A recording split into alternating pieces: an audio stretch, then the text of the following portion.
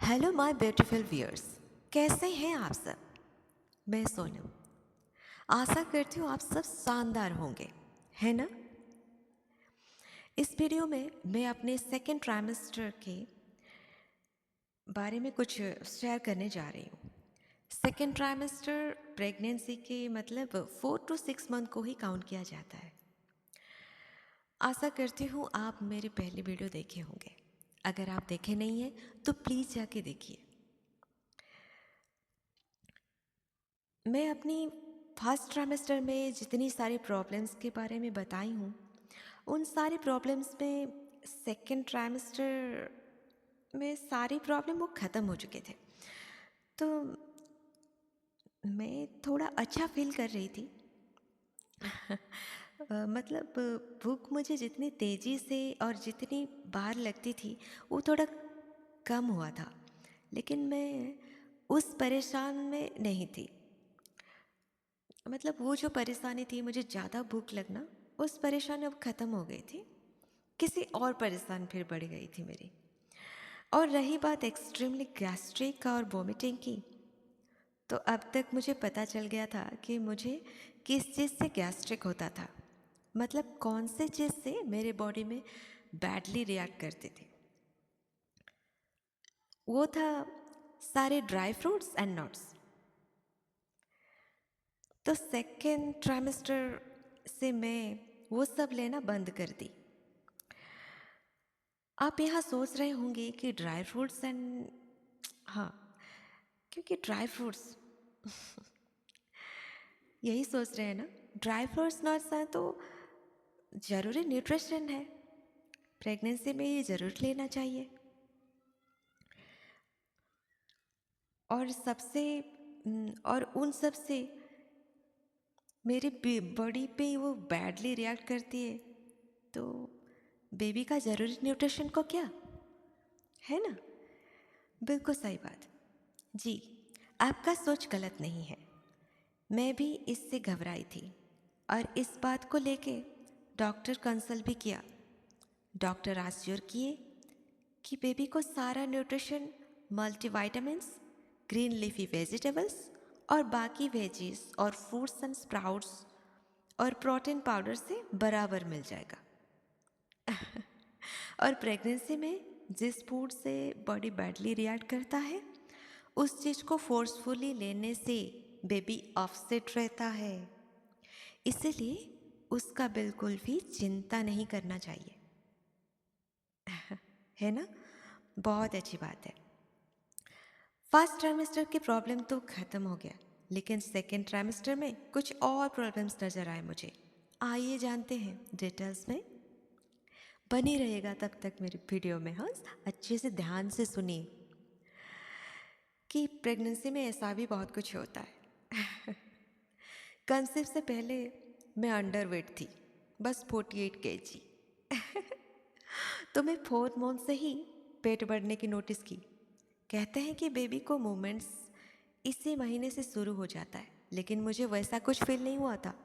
हाँ, पहली प्रेगनेंसी थी।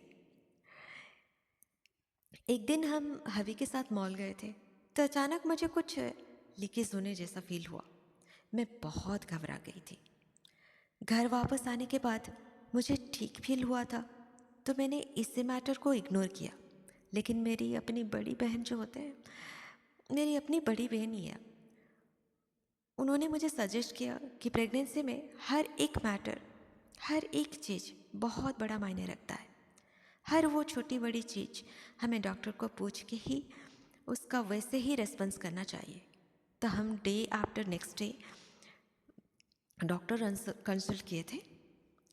डॉक्टर हमें हार्मोन का जेल कैप्सूल 15 डेज तक इंसर्ट करने के लिए ही प्रिस्क्राइब कर दिए और 20 दिन के लिए बेड रेस्ट की सलाह भी दिया। लेकिन मेरे पास कोई ऑप्शन नहीं था घर में ऐसे घर संभालने के लिए, सिवाय मेरे। उसी हालत में मैंने कम से कम किचन का काम संभालती थी और मेरे हबी मुझे बहुत हेल्प भी किए थे। मेरा हाथ वैसे नेचुरली बहुत स्लो काम करता है, और वो तो इस हाल में भी और स्लो काम करती थी मेरे हाथ। फिर मैंने नोटिस किया कि मेरे पैर में सूजन आ गए हैं। कुछ ही दिनों में हाथी जैसा पैर हो गया था। मैं सच में बहुत डर गई थी। डॉक्टर कंसल्ट करने के बाद उन्होंने अश्योर किया कि घबराने की कोई बात नहीं है। ब्लड सर्कुलेशन हार्ट की तरफ कम जा पाता है, इसीलिए पैर में सूजन आ गए हैं। और सलाह दी कि ज़्यादा देर पैर को नीचे झुका के ना बैठें। जब भी बैठना हो तो पैर को भी ऊपर उठा के रखना और पैर के हल्के मसाज भी करना है नीचे से ऊपर की तरफ, ताकि जो ब्लड फ्लो है वो नीचे से ऊपर तक जा पाए। हम वही सब किए और मेरे पैर की सूजन, जो हाथी जैसा दिखता था, वो थोड़ा कम हुआ, लेकिन पूरा ठीक नहीं हुआ। पैर मेरा इतना सूज गया था कि मुझे मेरे पुराने जूते, शूज़, चप्पल जो भी थे नहीं हो रहा था, तो नया सॉफ्ट फ्लैट सैंडल ऑर्डर करना पड़ा। आप देख सकते हैं, मैं फ़ोटो भी लगाई हूँ, देखिए तो कैसे दिख रहा है ना? अजीब है ये भी प्रेगनेंसी। तो ये था पैर भारी होने का प्रॉब्लम। बस थोड़े दिन में मेरे दोनों हाथों में भी सूजन आ गए। इतना दर्द होने लगा दोनों हाथों की क्या कहूँ कि करवट लेके सो नहीं पाती थी मैं। ऐसा लगता था कि जैसा ब्लड सर्कुलेशन बंद हो जाता है और जो आर्टरीज, वेन जैसे पता नहीं फटने वाला है। बड़ा तकलीफ़ हुआ मुझे इस पेन से। फिर इस दर्द के साथ साथ ऐसा हुआ कि मैं अपने हाथों से पानी की बोतल तक ठीक से पकड़ नहीं पाती थी, उसका कैप भी खोल नहीं पाती थी। सुबह टूथब्रश पकड़ना भी बेहद मुश्किल हो गया था।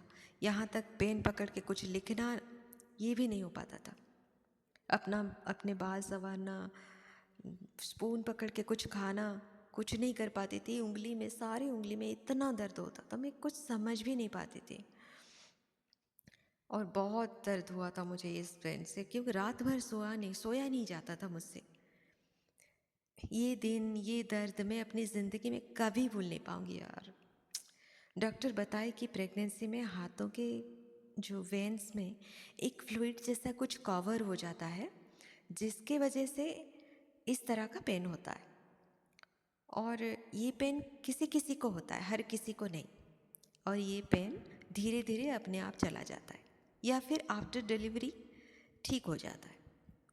डॉक्टर कुछ मेडिसिन प्रिस्क्राइब किए और बोले कि घबराना नहीं, किसी भी दर्द से स्ट्रेस में मत रहना, वरना ये बेबी अंदर खुश है, अगर तुम टेंशन लोगी तो बेबी भी इफ़ेक्ट होगा। आज you know pain no gain, इसीलिए मुस्कुराओ और इस जर्नी को फील करो। है ना मेरी डॉक्टर कितनी प्यारी। सच में सच में उनकी इन्हीं बातों से मुझे हिम्मत मिलती थी और मैं बहुत एश्योर फील करती थी।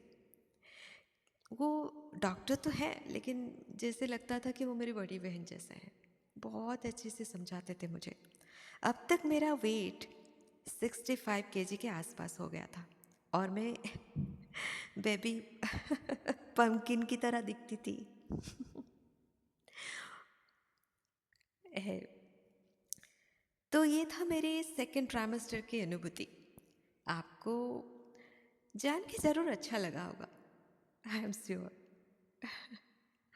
और अगर आप में से, मुझे सुनने वालों में से कोई अगर ऐसे प्रेगनेंसी में है, प्रेगनेंसी जर्नी में शामिल है, तो अपना फीलिंग शेयर कीजिए। क्या आपको भी ऐसे कुछ तकलीफ़ें हुई है? अगर है तो प्लीज़ बताइए, मुझे बहुत अच्छा लगेगा। अगर कोई क्वेश्चन है तो भी कमेंट्स में बताइए, मैं ज़रूर कोशिश करूँगी उसका आंसर करने की।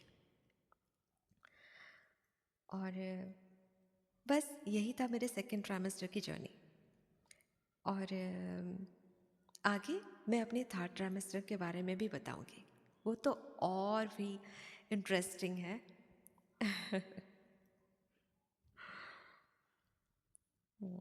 आशा करती हूँ आपको मेरी ये स्टोरी सुन के बहुत अच्छा लगता होगा। अ, तो बताते रहिए और मेरे साथ बने रहिए, और मेरे हौसला बढ़ाने के लिए आप वीडियो को प्लीज़ लाइक कीजिए, कमेंट कीजिए, और हो सके अ, अगर आप कोई मेल पर्सन है जो आप अपनी न्यू बर्न के इंतज़ार में है, अपनी बेबी प्रेगनेंसी में है, उनके साथ भी शेयर कर सकते हैं। उनको अच्छा लगेगा कि आप उनकी फ़िक्र करते हैं, आपको उनकी फ़िक्र है, ज़रूर तो है क्योंकि एक्साइटमेंट में आप उनकी बहुत ख्याल रखते होंगे। अ, ठीक है, उनको शेयर भी कीजिए, और कमेंट में ज़रूर बताइएगा। तो बने रहिए मेरे साथ, और खुश रहिए, स्वस्थ रहिए, मस्त रहिए। मिलते हैं अगले वीडियो में। Thank you so much.